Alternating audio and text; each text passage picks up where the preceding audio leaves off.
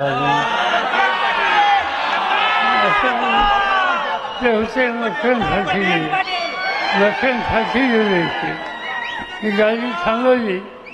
म्हणजे काय खाल्लं म्हणजे फक्त आपल्या लोकांनी धोका दिला, मला सहन होत नाही. म्हणजे मी चाललो साहेबांच्या समाधीवर. म्हणजे मी येतो, माझ्या गाडीत बसले. आम्ही गेलो तिथं, चव्हाण साहेबांच्या समाधीचं दर्शन घेतलं.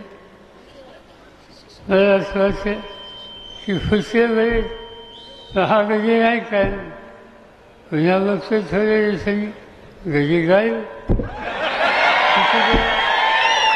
चौकशी केली आणि म्हणजे कालपर्यंत ठीक होतं, आज काय झालं नाही. म्हणजे त्याचं असं झालं, आमच्या कारखान्याचं जरा दुखणं आहे.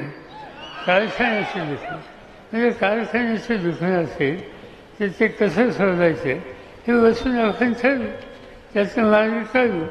सत्ता गेली तर सगळं जात नसतं, आपण याला मार्ग काढू शकतो. आणि म्हणजे हा रस्ता योग्य नाही म्हणजे आम्हाला ऐकत असेल.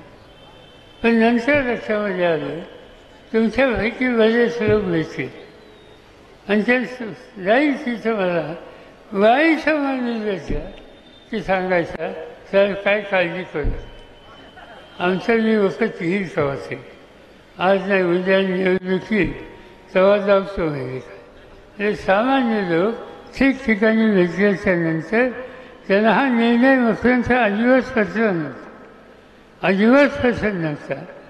आणि त्याचं उत्तर आम्ही तुम्हाला उद्याच्या निवडणुकीमध्ये जाऊ ही भूमिका सामान्य कार्यकर्ता सतत माझ्या कानावर सांगत होता. आणि ती स्थितीची वेळ असता आलेली काय दिलं नाही. 3 वेळेला आमदार, इलेक्शनचा खासदार,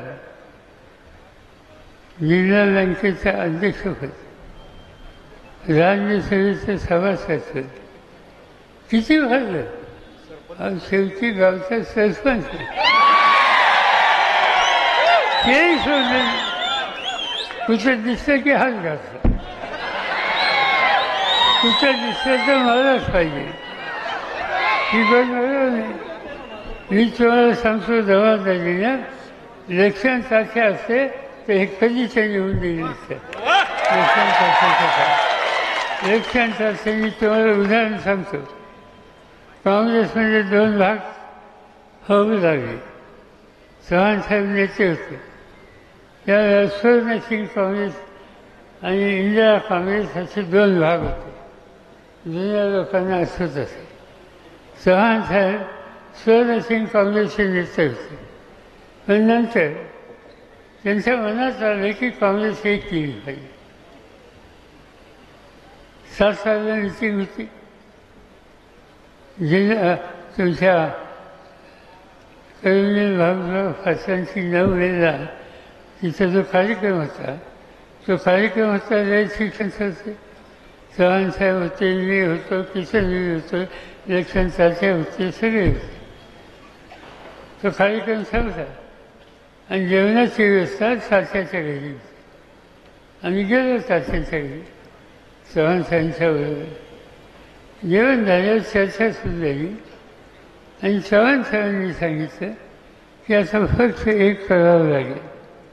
किशनजी म्हणजे की हे चालणार नाही, हे होणार नाही.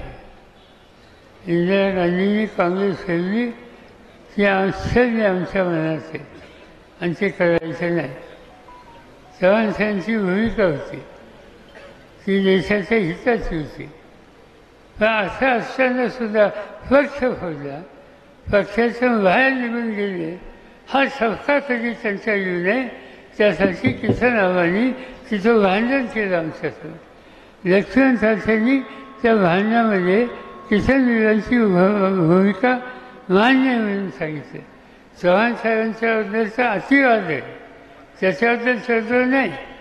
पण एखादा रस्ता तो आपल्याला पसंत नाही असं म्हणण्याच्या नंतर आपलं मत स्वच्छपणाने सांगायचं ही प्रवृत्ती सातारा जिल्ह्यातल्या चव्हाण साहेबांच्या सगळ्या सहकार्यांची होती. आणि त्यामुळेच तशा प्रकारचा दृष्टिकोन त्यांनी घेतला. आज काय दिसतंय? कारखान्याचा प्रश्न होता, आणखीन काही होतं.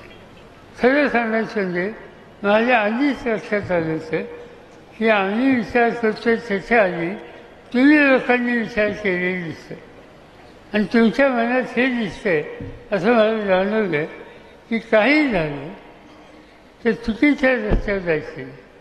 आणि मला कळलं कसं, एक लग्न होतं सातारा, मुलाचं लग्न मला आठवत नाही, आणि त्या लग्नामध्ये